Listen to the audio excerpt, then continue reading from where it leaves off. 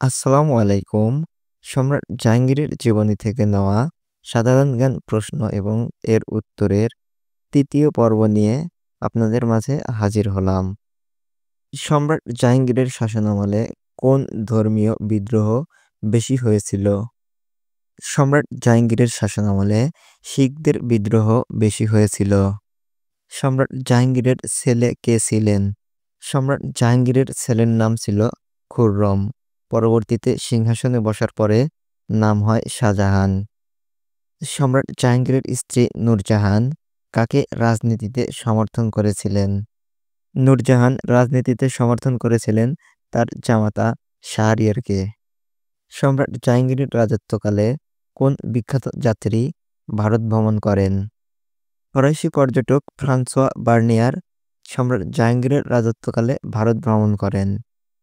সম্রাট জাহাঙ্গীর কোন নদীর তীরে চেইন অফ জাস্টিস বসিয়েছিলেন? সম্রাট জাহাঙ্গীর চেইন অফ জাস্টিস বসিয়েছিলেন যমুনা নদীর তীরে।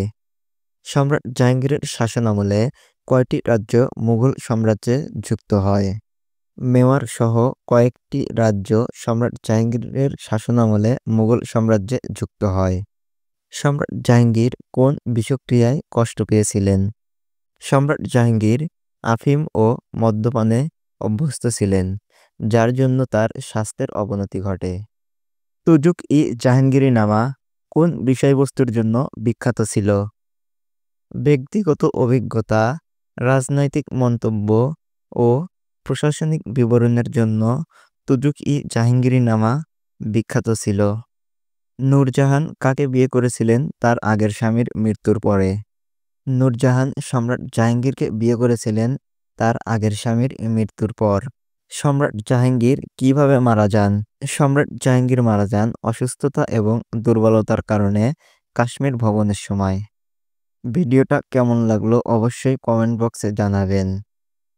ভালো লাগলে লাইক, কমেন্ট আর শেয়ার করতে ভুলবেন না।